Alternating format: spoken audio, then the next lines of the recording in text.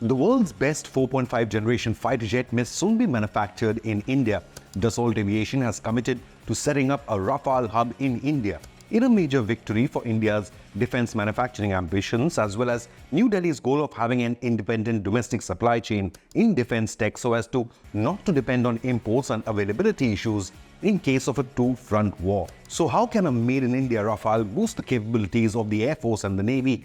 And does this make the French-origin Rafale the leading choice, if not the logical choice, for the 114 MRFA contract?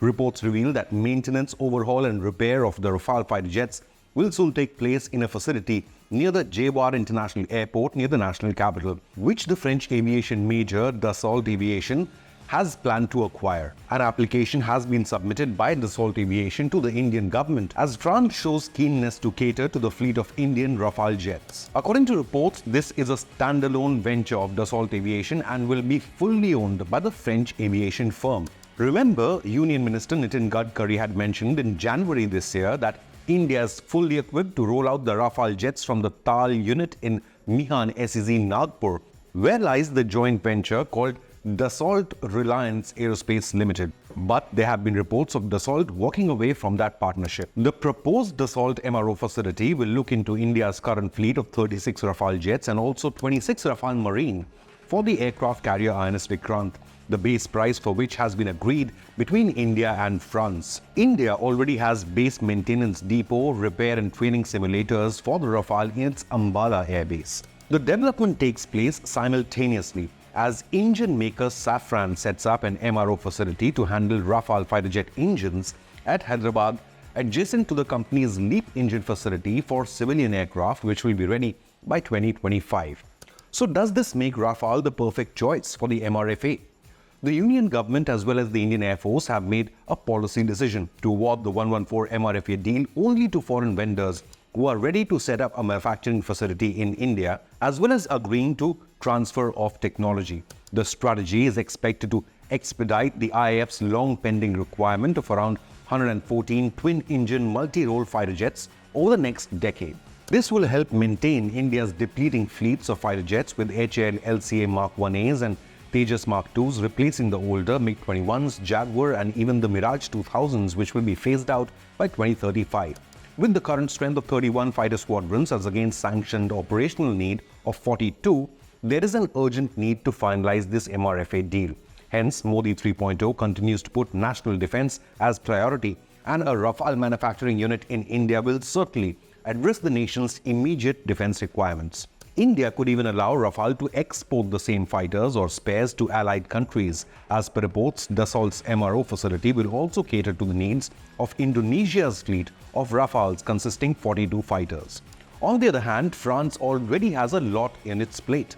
Dassault cannot produce extra fighter jets for India at a time when it is loaded with almost 300 orders from Croatia, Greece, Serbia, Egypt, Qatar and the UAE. The French firm is also in talks with Saudi Arabia, while the French Air Force has also demanded 42 more Rafale. So Dassault does seem to be making all the right moves to win the $20 billion MRFA contract from the Indian Air Force with the Indian facility.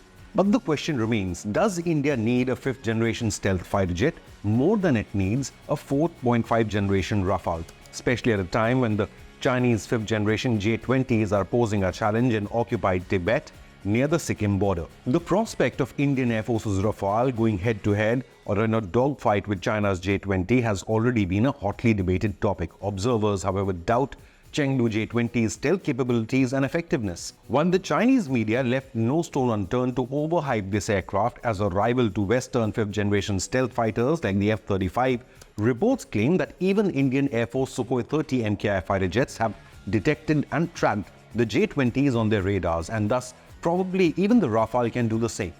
Dubbed the Mighty Dragon, there is very little reliable public information regarding the Chinese J-20 capabilities. The primary limitation is in its lack of proven combat readiness in real-world war-like situations. J-20 has also received little to no traction in the form of international buyers as of now.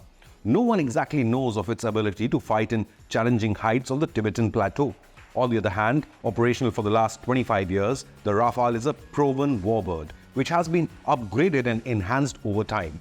It has sufficient combat experience from Central African Republic, Libya, Mali, Afghanistan, Iraq, and Syria. With a service ceiling of 50,000 feet, it can function exceedingly well, even at higher altitudes. In fact, former Indian Air Force Chief R.K.S. Bhadauria described Rafale as the strongest weapon system in the inventory. He revealed that China felt the need to deploy 5 J-20 stealth fighters to face one Indian Air Force Rafale along the line of actual control post the Galwan standoff in 2020. According to reports, the Chinese are apprehensive of one-on-one dogfights with the Indian Rafale jet. Meanwhile, India is developing its own 5th-generation stealth fighter, the AMCA, with test flights scheduled in a few years. Have your say. With a manufacturing hub in India, is Rafale now the perfect choice for the MRFA, or should India reconsider buying a 5th-generation stealth fighter jet? Leave a comment, hit the like button and subscribe to InConnect News for daily updates on defense, current affairs and geopolitics.